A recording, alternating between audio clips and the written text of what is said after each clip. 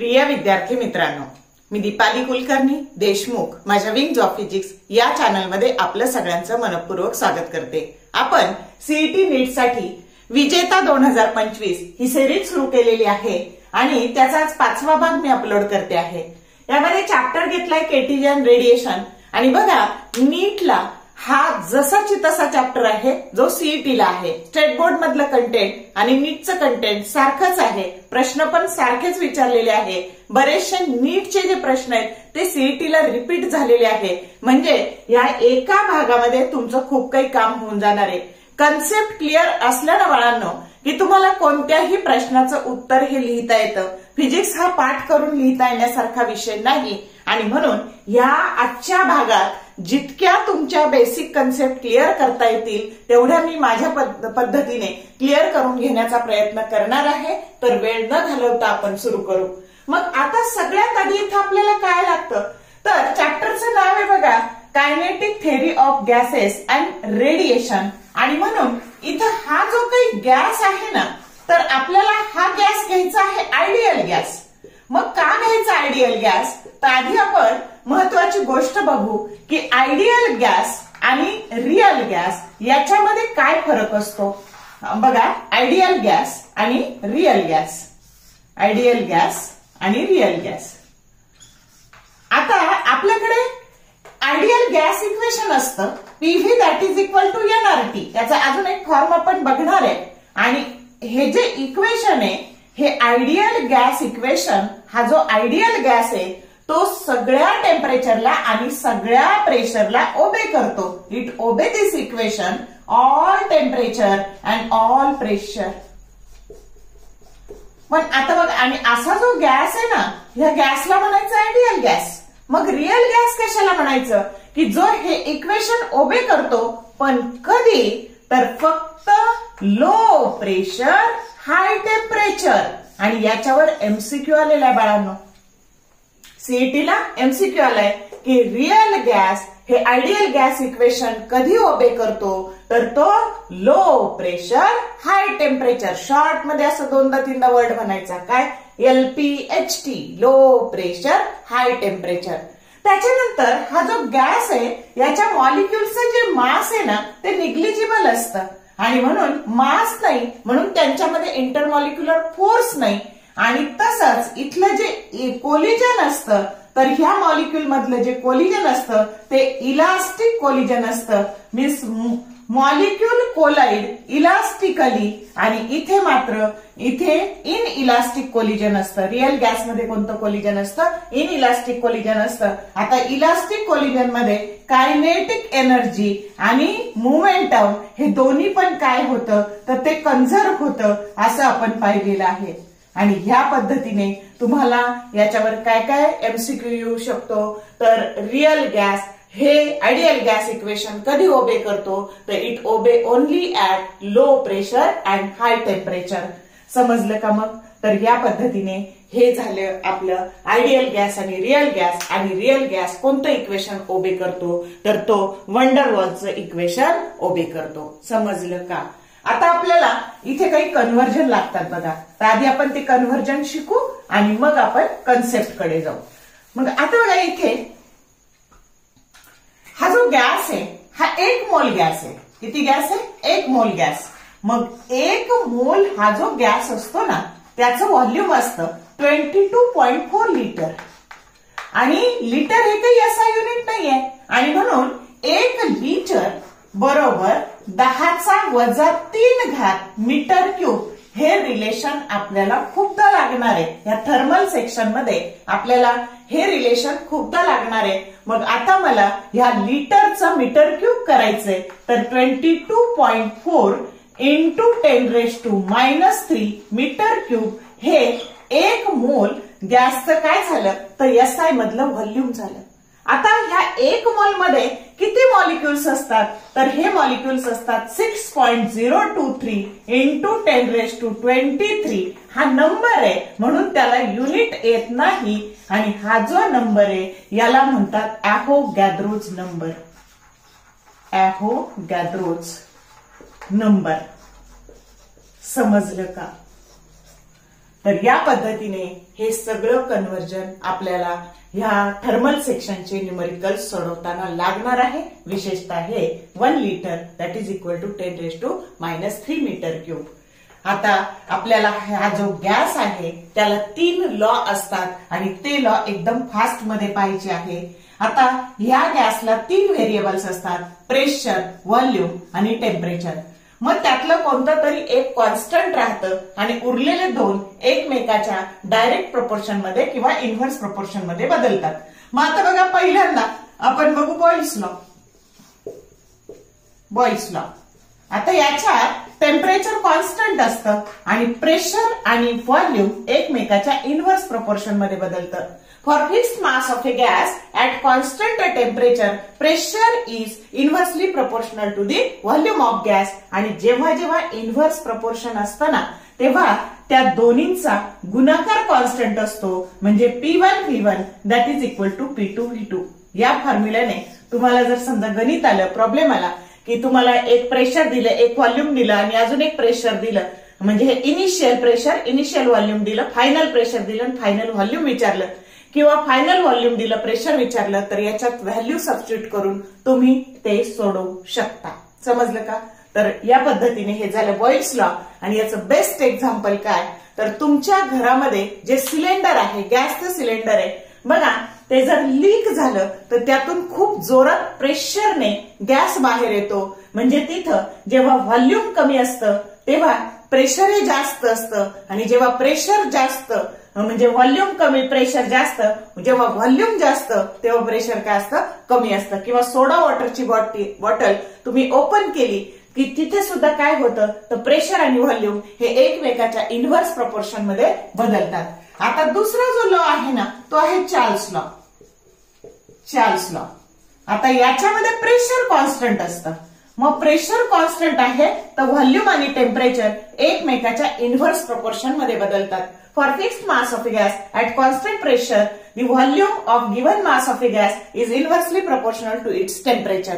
आणि म्हणून आता बघा, आता हे इन्व्हर्स प्रोपोर्शन आहे आणि म्हणून जेव्हा इन्व्हर्स प्रोपोर्शन असतं तर तेव्हा volume of given mass of a gas is directly proportional to its absolute temperature. आणि जेव्हा डायरेक्ट प्रोपोर्शन असतं तेव्हा त्या 2 व्हेरिएबल्सचा भागाकार कॉन्स्टंट असतो. Very sorry. आणि म्हणून इथे तुम्हाला ह्या 3 मधली कोणतीही, ह्या 4 मधली कोणतीही एक व्हॅल्यू दिली नाही आणि ती विचारली तर या फॉर्म्युल्याने आपल्याला ती काढता येते. आता याचं बेस्ट एक्झाम्पल काय बघा, तर जेव्हा तुमच्या आई पातेल्यात दूध तापवायला ठेवते, जर एका ठराविक टेम्परेचर नंतर तुमचं दूध उतू जातं का, तर टेम्परेचर वाढलं की व्हॉल्यूम सुद्धा वाढतो, म्हणजे over heating of a milk. हे बेस्ट एक्झाम्पल आहे चार्ल्स लॉचं. किंवा समरमध्ये तुमचे गाडी जर उन्हात असेल तर तिचं टायर, तर त्याच्या आतमधल्या चाकाचा व्हॉल्यूम वाढल्यामुळे तुमचं टायर बस्ट होतं. That is also the best example of A Charles law. आता शिकायचं गेलुझॅक्स लॉ. आता टेम्परेचर झालं, प्रेशर झालं, आता कॉन्स्टंट ठेवायचं व्हॉल्यूम. मग व्हॉल्यूम जर कॉन्स्टंट असेल तर प्रेशर हे डायरेक्टली प्रोपोर्शनल टू टेम्परेचर. आणि इथे पण बघा, तर P1 T1 that is equal to P2 T2. या फॉर्म्युल्याने याच्यावरचे गणित सोडवायचे. आणि याचं बेस्ट एक्झाम्पल काय, तर प्रेशर कुकर. जेव्हा तुमचा व्हॉल्यूम कॉन्स्टंट असतो, टेम्परेचर वाढलं की प्रेशर वाढतं आणि म्हणून तुमचं अन्न शिजलं की त्या प्रमाणात टेम्परेचर जसं वाढेल, एक शिट्टी दुसरी शिट्टी, नावच प्रेशर कुकर आहे. म्हणजे प्रेशर आणि टेम्परेचर हे दोन्ही एकमेकाच्या कसे बदलतात, डायरेक्ट प्रपोर्शन मध्ये बदलतात. Pressure cooker that is best example of Gay Lussac's law. आणि ह्या सगळ्याला कंबाईन करून आयडियल गॅस इक्वेशन आपल्याला लिहिता येतं. P1 V1 upon T1 that is equal to P2 V2 upon T2. This is the ideal gas equation. आणि याच्यावरचे जर numericals आले तर असे हे 4 जे फॉर्म्युले आहेत त्याने तुम्ही हे सोडवू शकता. अंडरस्टूड? तर या पद्धतीने हे गॅस लॉ आपल्याला एक्सप्लेन करता येतील आणि याचा उपयोग आपल्याला थर्मोडायनॅमिक्स मध्ये पण लागणार आहे.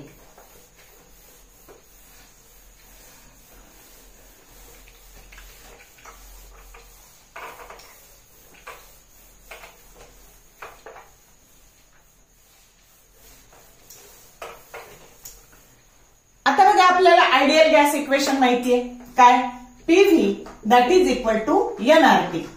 आता हे एन म्हणजे नंबर ऑफ मोल्स.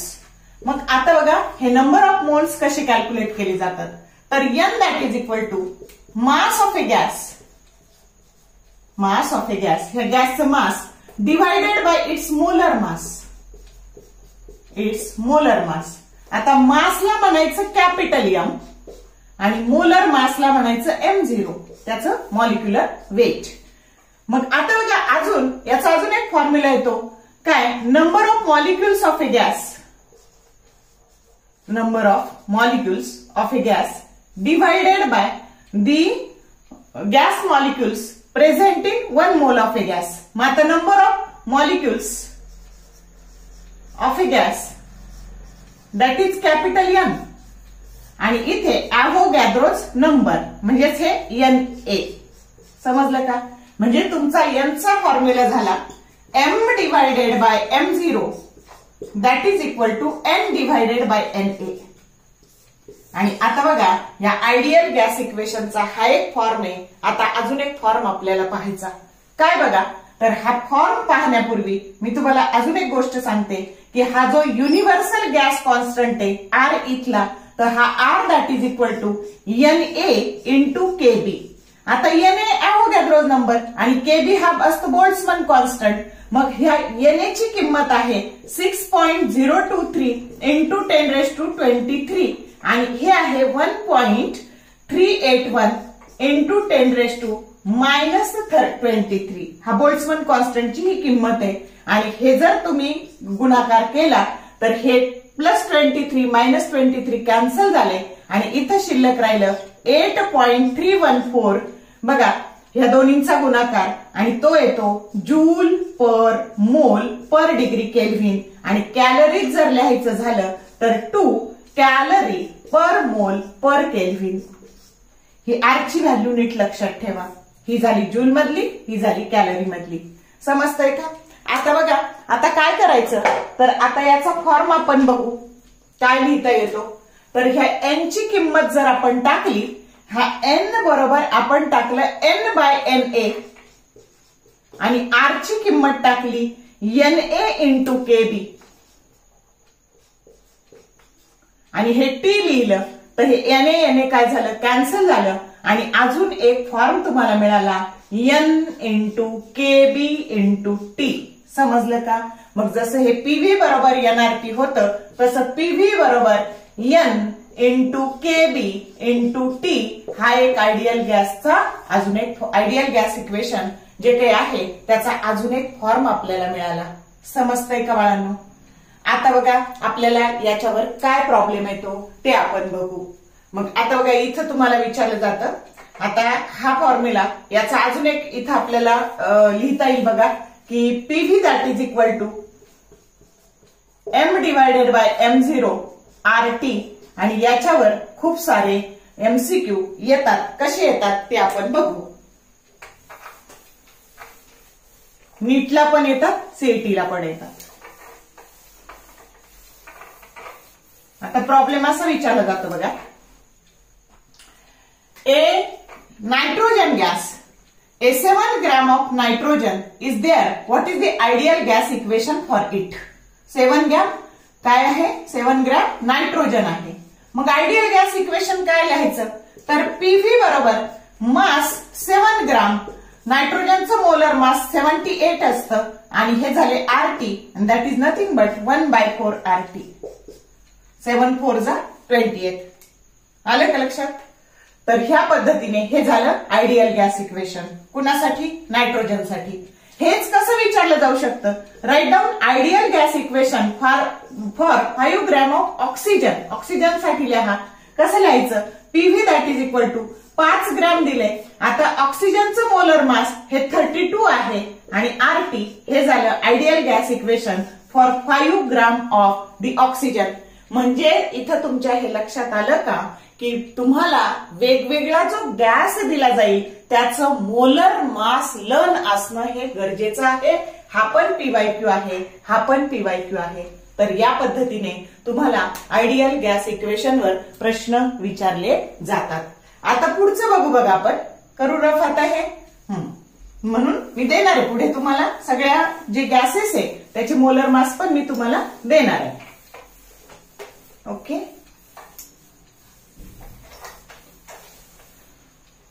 आता हे झालं आयडियल गॅस इक्वेशन वरचे येणारे प्रश्न.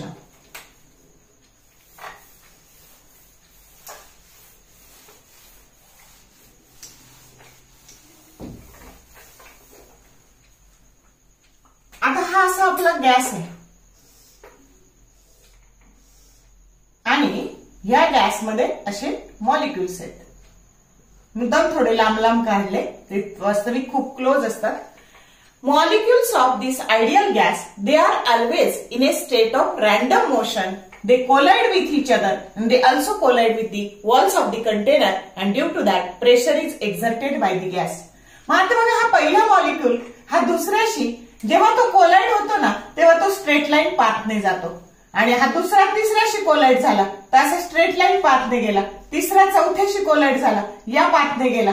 चौथा पाचव्याशी कोलाइड झाला. पाचवा सहाव्याशी कोलाइड झाला आणि हा जो पाथ आहे ना याला म्हणतात फ्री पाथ. काय म्हणायचं? Free path. आणि त्याला म्हणायचं लॅम्बडा. मग आता पहिल्या कोलिजन, हे जे कोलिजन आहे पहिलं दुसरं तिसरं कोलिजन इज परफेक्टली इलास्टिक, हे लक्षात ठेवायचं.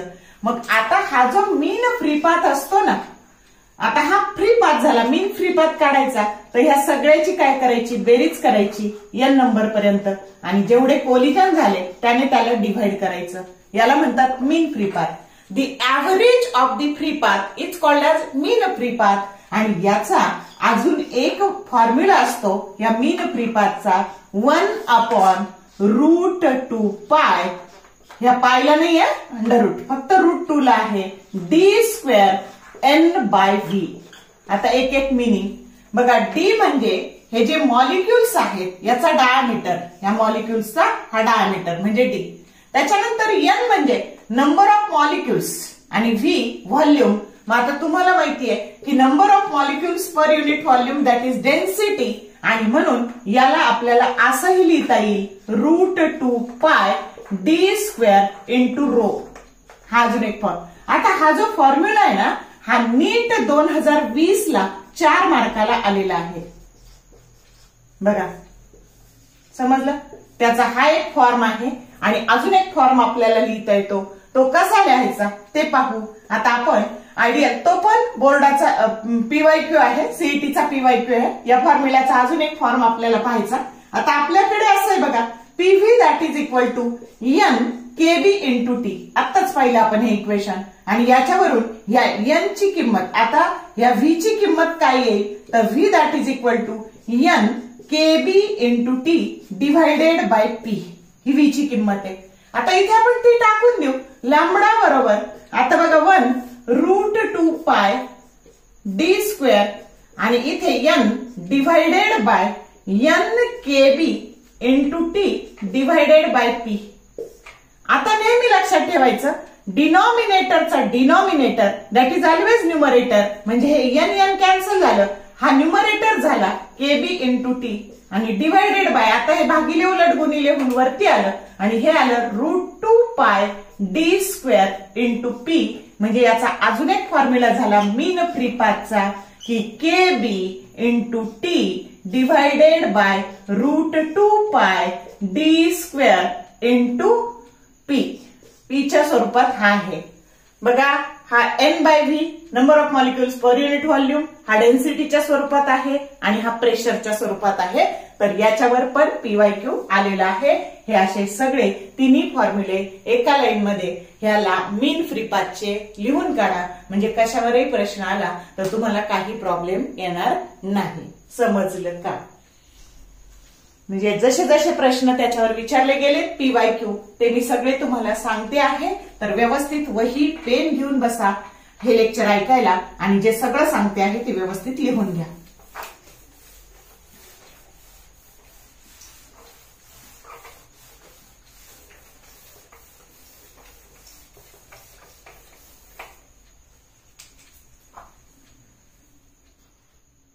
आता पुढची कन्सेप्ट आपल्याला पाहायची बघा. तर आता इथे पाहायचंय बघा मीन व्हेलॉसिटी मीन स्क्वेअर व्हेलॉसिटी आणि आरएमएस व्हेलॉसिटी. आता बघा हा इथून इथं गेला ना, त्याची व्हेलॉसिटी होती C1, इथून इथं गेला ना C2, इथं C3, इथं C4, इथं C5 आणि n नंबरच्याला Cn. मग आता त्याचं ऍव्हरेज काढायचं, त्याला म्हणायचं मीन व्हेलॉसिटी. काय म्हणायचं? मीन व्हेलॉसिटी. मग सगळ्या व्हेलॉसिटीची काय करायची तर बेरीज करायची आणि त्याला नंबर ऑफ तुमचे जे काही मॉलिक्युल्स आहेत त्याने भागायचं. आता व्हेलॉसिटीचं युनिट असतं मीटर पर सेकंड आणि म्हणून मीन व्हेलॉसिटीचं युनिट येणार आहे मीटर पर सेकंड. आता मीन स्क्वेअर व्हेलॉसिटी या सगळ्याचा वर्ग करायचा. C1 square plus C2 square dot dot dot up to Cn square divided by n. याचं युनिट येईल बघा metre square per second square. समजलं का? आणि आता बघा CRMS म्हणजे याचं नाव असतं रूट मीन स्क्वेअर व्हेलॉसिटी. आलं का लक्षात? आणि याला म्हणायचं CRMS. मग आता बघा the root mean square velocity is called as the RMS velocity. हा झाला त्याचा फॉर्म्युला. म्हणजे ह्या इक्वेशनला तुम्ही अंडर रूट मध्ये घातलं C1 square plus C2 square plus C3 square dot dot dot up to Cn square divided by n. आता ही velocity आहे, याचं युनिट आलं मीटर पर सेकंड. समजलं का? म्हणजे याला अंडर रूट घातलं की रूट मीन स्क्वेअर, नावाचाच अर्थ आहे ही मीन स्क्वेअर व्हेलॉसिटी आहे आणि त्याला अंडर रूट घातलं आणि म्हणून the square root of mean square velocity is called as RMS velocity. मग आता बघा, आता ह्या आयडियल गॅस इक्वेशन साठी आपल्याला काही फॉर्म्युले लिहायचे. आता ह्या गॅसची जी कायनेटिक एनर्जी आहे ना, तिचा फॉर्म्युला असतो 3/2 PV. आता बोर्डला तुम्हाला याच्यावर न्यूमरिकल आलं होतं. काय? Kinetic energy of a gas. या गॅसची कायनेटिक एनर्जी ती असते 3/2 PV. त्याच्यानंतर kinetic energy per unit volume, म्हणजे हे V फक्त इकडे आणले तर फॉर्म्युला झाला 3/2 P. हा झाला कायनेटिक एनर्जी पर युनिट व्हॉल्यूमचा फॉर्म्युला. आता कायनेटिक एनर्जी पर मोल, आता ह्याची किंमत आपण अशी टाकली बघा PV that is equal to nRT. मग कायनेटिक एनर्जी पर मोल म्हणजे कायनेटिक एनर्जी भागिले n बरोबर झाले का 3/2 RT. कळलं का कसं आलं? तर कायनेटिक एनर्जी पर मोल 3/2 RT आलं. त्याच्यानंतर कायनेटिक एनर्जी पर युनिट मास, याला फक्त कशाने भागायचं तर हे कॅपिटल M ने मोलर मास ते भागायचं, ते झालं पर युनिट मास. आणि आता पर मॉलिक्यूल, आता तुम्हाला माहितीये पर मॉलिक्यूल घेताना तुम्ही इथे मॉलिक्युल्स येण्याकरता तुम्ही number of molecules n KB into T असा फॉर्म्युला घेता. मग आता ही कायनेटिक एनर्जी, आता बघा हा झाला फॉर्म्युला आणि मग कायनेटिक एनर्जी बाय n हे n इकडे आणायचे पर मॉलिक्यूल. तर फॉर्म्युला काय तयार झाला 3/2 KB इंटू T. KB म्हणजे बोल्ट्झमन कॉन्स्टंट आहे. असे हे 5 फॉर्म्युले नीट लक्षात ठेवा. एक तर डिरेक्टली विचारतात फॉर्म्युलाला किंवा त्याच्यावरचं जर न्यूमरिकल्स आलं तर आपल्याला ते सोडवता यायला पाहिजे. तर या पद्धतीने ह्या सगळ्या कन्सेप्ट अशा क्लिअर झालेल्या असल्या पाहिजे. फॉर्म्युले पण चांगले आले तर तुम्हाला न्यूमरिकल सोडवता येतील. आता बघा इथे हा असा गॅस आहे आयडियल गॅस आणि असे त्याचे मॉलिक्युल्स एकमेकाशी कोलाइड होतात आणि कोलाइड झाल्यानंतर ते वॉलशी पण कोलाइड होतात आणि त्यामुळं प्रेशर एक्झर्ट होतं. मग आता हा जो गॅस आहे ना, याचं टोटल मास आहे m, capital M that is the mass of this gas. याच्यामध्ये टोटल नंबर ऑफ मॉलिक्युल्स जे आहेत ते n is the total number of gas molecules. आणि प्रत्येक गॅस मॉलिक्युल्सचं जे मास आहे, या एका गॅस मॉलिक्युलचं हे जे मास आहे ते स्मॉल m आहे. मग याचं टोटल मास जर घ्यायचं असेल आपल्याला तर आपल्याला या n ला m ने गुणावं लागेल. म्हणजे इथे जर 50 मॉलिक्युल्स असतील आणि प्रत्येकाचं मास of each gas molecule that is identical. समजा ऑक्सिजन असेल त्याच्या सगळ्या गॅस मॉलिक्युलचं मास हे आयडेंटिकल असणार आहे. नायट्रोजन असेल तर त्याच्या सगळ्या गॅस मॉलिक्युलचं मास हे आयडेंटिकल, म्हणजे सेम गॅस असेल तर त्याच्या सगळ्या गॅस मॉलिक्युलचं मास हे सारखं असतं आणि म्हणून याचं कायनेटिक थेअरी ऑफ गॅसचं अझम्पशन असतं mass of each gas molecule is identical. मग आता बघा, मग आता हे capital M total mass that is equal to number of gas molecule into mass of each gas molecule. हा फॉर्म्युला समजला का? आणि त्याच्यावरून एका गॅस मॉलिक्युलचं मास हे कोणत्या फॉर्म्युल्याने मिळतं? Total mass divided by number of gas molecules. हा फॉर्म्युला कळला.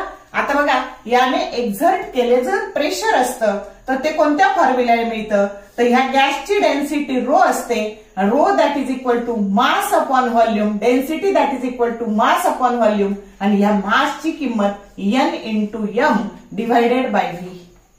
आता आपल्याला एकदा हे तुम्हाला कळलं की प्रेशरचं डेरिवेशन लिहिता येतं. कसं सुरू करायचं, pressure exerted by that gas that is equal to 1/3 rho C square, ही RMS व्हेलॉसिटी आहे. आणि आता बघा, ह्या रो ची किंमत काय टाकली, तर ह्या रो ची किंमत टाकली मास अपॉन व्हॉल्यूम. मग हे झालं मास अपॉन व्हॉल्यूम C स्क्वेअर बार. आणि आता पुढच्या केसमध्ये ह्या मासची किंमत N इंटू M टाकली, 1/3 N into M by V into C square. तर असे हे प्रेशरचे 3 फॉर्म्युले आपल्याला लिहिता येतात. नीट लक्षात ठेवा. आता याच्यावरून ही RMS व्हेलॉसिटी जी असते ना, तर आता याचा फॉर्म्युला लिहायचा स्क्वेअर ऑफ RMS व्हेलॉसिटी. आता तुम्ही जर इथं अरेंज केलं तर हे झालं 3p बाय रो, पण तुम्हाला नुसतं C पाहिजे आहे आणि म्हणून पहिला फॉर्म्युला तुम्हाला मिळाला under root of 3p by rho. आता याचेच हे वेगवेगळे फॉर्म मी इथं लिहिलेले आहे. तर आता बघा, दुसरा फॉर्म आहे 3RT by M0 molar mass. त्याच्यानंतर इथं हा बोल्ट्झमन कॉन्स्टंटच्या स्वरूपात येतो 3 into KB into T divided by small m, mass of each gas molecule. हे टोटल मास आहे. त्याच्यानंतर √3 ची व्हॅल्यू असते 1.731, पण इथे घेताना त्यांनी 1.73 या √3 ला बाहेर लिहिलं, त्याची व्हॅल्यू इथे टाकून दिली KBT divided by small m. आणि अजून एक ह्या RMS व्हेलॉसिटीचा अजून एक फॉर्म्युला लिहिता येतो. इथं आपण काय केलं, या स्मॉल m ची किंमत आहे ना, ती m बाय n टाकली आणि म्हणून हे m बाय n टाकली. डिनॉमिनेटरचा डिनॉमिनेटर दॅट इज न्यूमरेटर हे n वरती गेले आणि म्हणून thrice KB N into T divided by m. असे वेगवेगळे RMS व्हेलॉसिटीचे हे फॉर्म्युले आपल्याला लिहिता येतात आणि हे प्रेशरचे वेगवेगळे फॉर्म्युले आपल्याला लिहिता येतात. समजलं का?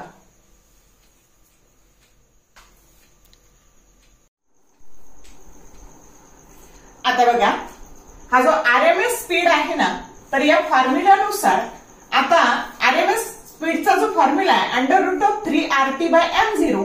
3 नंबर कॉन्स्टंट आहे, R युनिव्हर्सल गॅस कॉन्स्टंट आहे, मोलर मास त्या गॅसचं कॉन्स्टंट आहे आणि म्हणून CRMS that is directly proportional to the absolute temperature. समजतंय का? आणि म्हणून तुम्हाला खूपदा याच्यावर न्यूमरिकल्स येतात की हे डबल झालं, ट्रिपल झालं तर काय होईल, RMS स्पीड काय होईल. तर याच्यावरचे फॉर्म्युले चांगले, याच्यावरचे न्यूमरिकल चांगले करून ठेवा. हा CETच्या प्रश्नांच्या दृष्टीने खूप IMP आहे. आता बघा, हे वेगवेगळे गॅस आहेत, त्याचे हे मोलर मास आहेत आणि ही RMS व्हेलॉसिटी आहे ती NTP ला आहे. मग आता बघा, हायड्रोजन मोलर मास 2 आहे, त्याचा RMS स्पीड 1840 आहे. त्याच्यानंतर helium molar mass 4, RMS speed आहे 1210 आहे. Nitrogen molar mass 28, RMS speed 495. त्याच्यानंतर oxygen molar mass 32, speed RMS speed 461. Argon molar mass 40, RMS speed 414. Carbon dioxide CO2 molar mass 44, RMS velocity 395. आणि chlorine molar mass 71 आणि RMS speed 311. बघा, molar mass कमी तर RMS speed जास्त आणि molar mass जास्त RMS speed काय आहे, कमी आहे.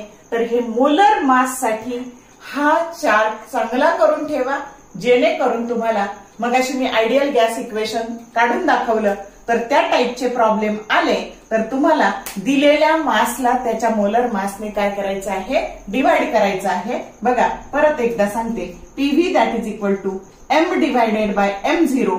म्हणजे हे दिलेलं मास, हे मोलर मास इथे टाकायचं, याला पाहिजे तर इथं आपण M0 म्हणू आणि इथे RT म्हणजे कोणत्याही गॅसचं आयडियल गॅस इक्वेशन जर तुम्हाला विचारलं तर ते तुम्हाला काढता येईल. तर हा चार्ट चांगला करा. आता आपल्याला खूप महत्वाचा आर्टिकल पाहायचे, खूप सारे प्रश्न ह्या चार्टवर विचारले जातात, त्यामुळे तुम्ही त्याला काळजीपूर्वक नीट लक्ष द्या. आता आपल्याला कन्सेप्ट शिकायची आहे डिग्रीज ऑफ फ्रीडम. मग आता डिग्रीज ऑफ फ्रीडमच्या व्याख्येवरच डायरेक्ट एमसीक्यू आलेला आहे.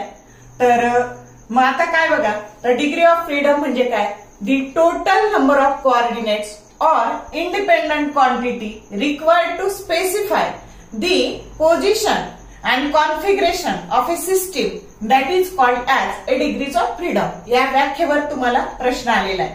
मग आता बघा, आपल्या डिग्रीज ऑफ फ्रीडमचा जो फॉर्म्युला आहे, हा फॉर्म्युला नीट लक्षात घ्या.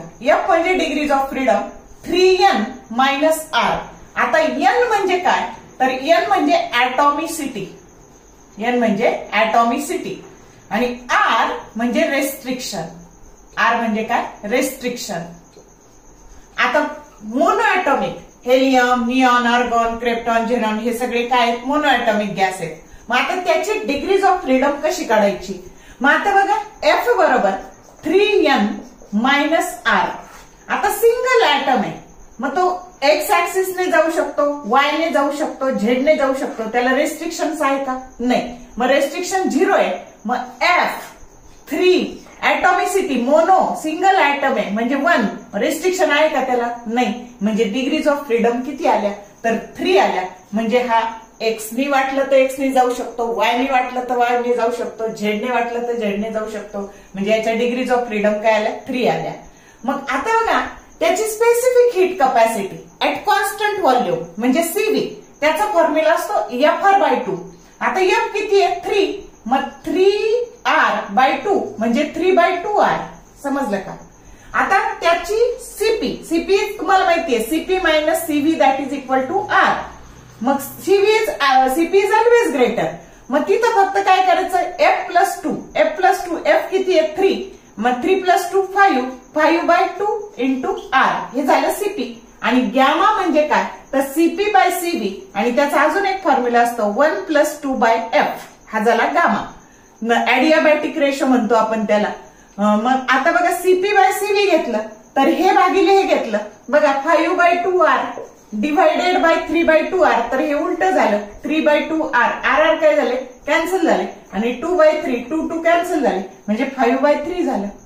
गामा याचा काय झाला? 5/3. आणि याचं जर तुम्ही कॅल्क्युलेशन केलं ना 5/3 तर 5/3 दॅट इज इक्वल टू 1.67. आता हे सगळं मी तुम्हाला सांगितलं मोनो ऍटॉमिक गॅसचं.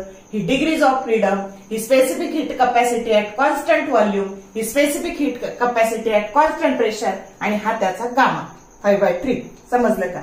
आता डाय ऍटॉमिक रिजिड. आता हा असा डाय ऍटॉमिक रिजिड आहे. हा 2 ऍटम आहेत आणि हे रिजिड आहेत, फिक्स आहेत. मग आता आपल्या फॉर्म्युल्यानुसार बघा, आता त्याची डिग्रीज ऑफ फ्रीडम F बरोबर नंबर ऑफ ऍटम 2 आहे आणि रेस्ट्रिक्शन एकच आहे. मग हे झालं 1. आता 3 2 6, 6 मायनस 1 काय झालं? हे 5. डिग्रीज ऑफ फ्रीडम फॉर, आता हे खूप ठिकाणी लागणार आहे आपल्याला. Diatomic rigid H2N2O2 chlorine COHCl हे सगळे झाले डायटॉमिक रिजिड गॅस मॉलिक्युल्स. आता आपल्या फॉर्म्युल्यानुसार 5/2 इंटू आर. आता इथे त्याच्यात अजून 2 ऍड करायचे 7/2 इंटू आर आणि हे झाले 7/5 आणि 7/5 ची किंमत येईल तुमची 1.4. आलं लक्षात? आता ट्राय ऍटॉमिक नॉन लिनियर 3 आहेत पण ते एक आहेत, 3 आहेत पण एका रेषेत नाहीयेत. मग 1 2 आणि 3 रेस्ट्रिक्शन्स किती आहेत? 3 आहेत. मग आता इथं आपल्या फॉर्म्युल्यानुसार आता 3 3 ऍटॉमिसिटी ट्राय ऍटॉमिक म्हणजे 3 आणि रेस्ट्रिक्शन्स किती आहे? 3 म्हणजे 9 - 3 बरोबर काय झाले? 6. म्हणजे डिग्रीज ऑफ फ्रीडम याची किती झाली? 6 झाली. आता आपल्या फॉर्म्युल्यानुसार 6/2 इथे म्हणजे 3r आणि आता इथे तुम्ही त्या 6 मध्ये 2 मिळवले 8/2 बरोबर 4r. आणि आता बघा हे CP/CV 4/3 आणि 4/3 बरोबर येतं 1.33. समजलं का? आता डाय ऍटॉमिक नॉन रिजिड. काय? डाय ऍटॉमिक नॉन रिजिड. मग नॉन रिजिड नसेल तर त्याला 2 ऍडिशनल व्हायब्रेशनल मोड येतात आणि म्हणून हे 5 आणि 2 ऍडिशनल 7. आता ट्राय ऍटॉमिक लिनियर याचं उदाहरण असतं CO2 आणि 32 वर्ष त्याच्यावर प्रश्न नाही आलेला. पण मी तुम्हाला सांगते 3 ऍटम आहेत पण ते लिनियर आहेत, एका सरळ रेषेत आहे CO2. समजलं का? आता हे ओ सी आणि हे, मग आता इथं रेस्ट्रिक्शन्स किती आहेत तर 2 आहेत. नॉन लिनियरला किती होते 3 आणि इथं मग आता बघा try atomic non linear restrictions linear असल्यामुळं इथं 2च रेस्ट्रिक्शन आहे. 3 3 जा 9 -2 म्हणजे याला पण डिग्रीज ऑफ फ्रीडम 7च आल्या. म्हणजे डाय ऍटॉमिक नॉन रिजिड आणि ट्राय ऍटॉमिक लिनियर त्याला डिग्रीज ऑफ फ्रीडम 7 आहेत.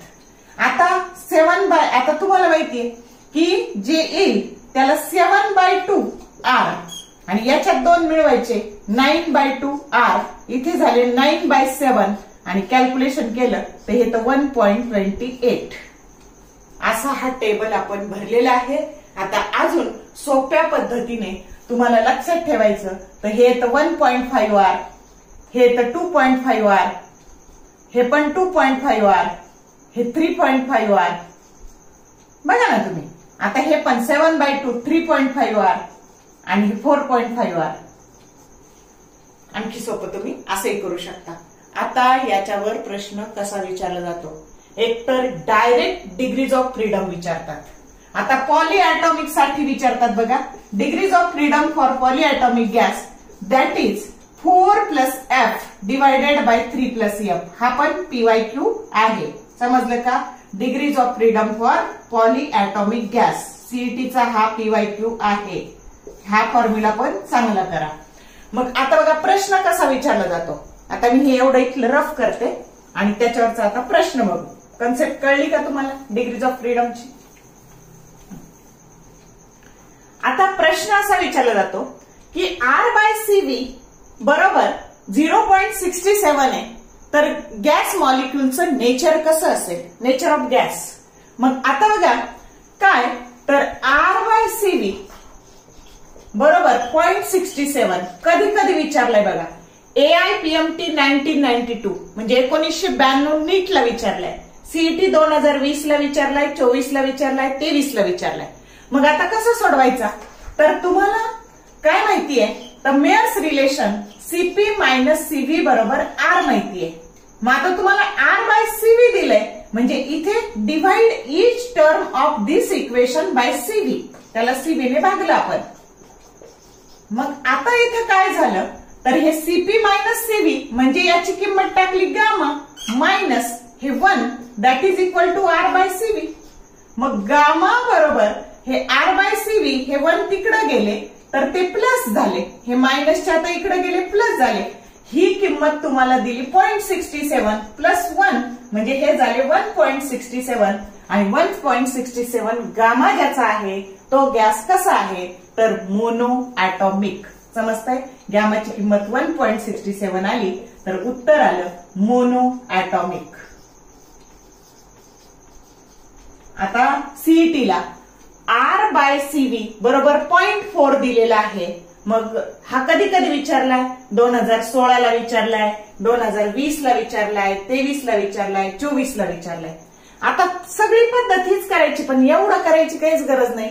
ज्याचा R/CV 0.4 आहे त्याचा गॅमा इथं फक्त 1 मिळवायचा, त्याचा गॅमा 1.4 असणार आहे आणि गॅमा 1.4 असणारा गॅस कोणता आहे तर तो आहे diatomic rigid. Understood or not? या तिन्ही डिग्रीज ऑफ फ्रीडम चांगल्या करा. हे रेअरली विचारलं जातं पण 3, 5 आणि 6 monoatomic 3, diatomic rigid 5, triatomic non linear 6 हे नीट लक्षात ठेवा आणि हे त्याचे गामा पण नीट लक्षात ठेवा. आणि त्याच्यावरच प्रश्न पण कसा आला ते मी तुम्हाला सांगितलंय. कळलं? आता अजून 1-2 प्रश्न फक्त आपण बघू आणि मग आपण हा भाग थांबवूयात. आता काय बघा तर तुम्हाला CP - CV बरोबर R आहे आणि गॅमा बरोबर CP/CV आहे. कळतंय? मग आता बघा इथे CP ची किंमत टाकायची. CP बरोबर गॅमा इंटू CV. दिसतंय? आता ह्या इक्वेशन मध्ये याला म्हणू इक्वेशन नंबर 1 आणि याला म्हणू इक्वेशन नंबर 2. ही 2 नंबरची किंमत इथे टाकली. गामा CV - CV बरोबर R आणि म्हणून जर तुम्ही CV कॉमन काढलं तर गॅमा मायनस 1 बरोबर आर, आणि म्हणून सीव्ही ची व्हॅल्यू झाली R divided by gamma minus 1. प्रत्येक वर्षी सीव्ही चा हा फॉर्म्युला आलेला आहे. अत्यंत महत्वाचा आहे VIMP. हा फॉर्म्युला तुमचं पाठच पाहिजे, R divided by gamma minus 1. आता आपल्याला काढायचा सीपीचा फॉर्म्युला, तो पण विचारलेला आहे. मग आता बघा, जेव्हा सीव्ही काढायचा ना तर सीपी ची व्हॅल्यू टाकायची, आणि जेव्हा सीपी काढायचा ना तेव्हा सीव्ही ची व्हॅल्यू टाकायची. मग आता सीव्ही ची व्हॅल्यू काय झाली याच्यावरून, तर सीव्ही बरोबर सीपी बाय गॅमा. याला म्हणा इक्वेशन नंबर 3. हे इक्वेशन 3 1 मध्ये टाकून द्यायचं. आता CP minus CP by gamma that is equal to R. CP जर कॉमन काढलं तर आतमध्ये 1 minus 1 by gamma that is equal to R, आणि सीपी बरोबर आता हे गॅमा आणि इथं गॅमा मायनस 1 इंटू आर, आणि सीपी बरोबर आता काय झालं बघा, सीपी बरोबर हे गॅमा तिकडं मल्टिप्लाइड झाले, gamma R divided by gamma minus 1. अत्यंत महत्वाचं आहे, आणि सोपं लक्षात कसं ठेवायचं, तर दोन्हीकडं R divided by gamma minus 1 सारखंच आहे, पण CP is always greater than CV, आणि म्हणून इथं तुम्हाला सीपीच्या फॉर्म्युल्यात फक्त कशाने मल्टिप्लाय करायचं, तर गॅमाने. याच्या किती पट मोठा आहे, तर गॅमा पट मोठा आहे. अंडरस्टूड. आणि हे मेयर्स रिलेशन आहे, हे मोलर साठी आहे, प्रिन्सिपल साठी याला आपण SP इंटू M0 करतो minus SV into M0 that is equal to R, आणि मग हे M0 तिकडे गेले, आणि म्हणून हे मोलर साठी आणि प्रिन्सिपल साठी लिहिता येईल आपल्याला. इथे लिहिते मी ते SP minus SV that is equal to R divided by M0. हा एक फॉर्म आहे, हे मोलरच्या स्वरूपात आणि हे प्रिन्सिपल स्पेसिफिक हीटच्या स्वरूपात. तर या पद्धतीने या सगळ्या केटीजी अँड रेडिएशनवर या अशा पद्धतीने प्रश्न विचारले जातात. मी डिरेक्टली तुम्हाला प्रश्न सांगितलेले आहेत, तर याचा नीट अभ्यास करा. जर तुम्हाला हा भाग आवडला असेल तर लाईक करायला विसरू नका, शेअर करा, कमेंट टाकायला विसरू नका, चॅनलला सबस्क्राईब करा, जेणेकरून येणाऱ्या व्हिडिओचे नोटिफिकेशन्स तुम्हाला मिळत जातील. All the best for your study and upcoming exam, and thank you for watching this whole video.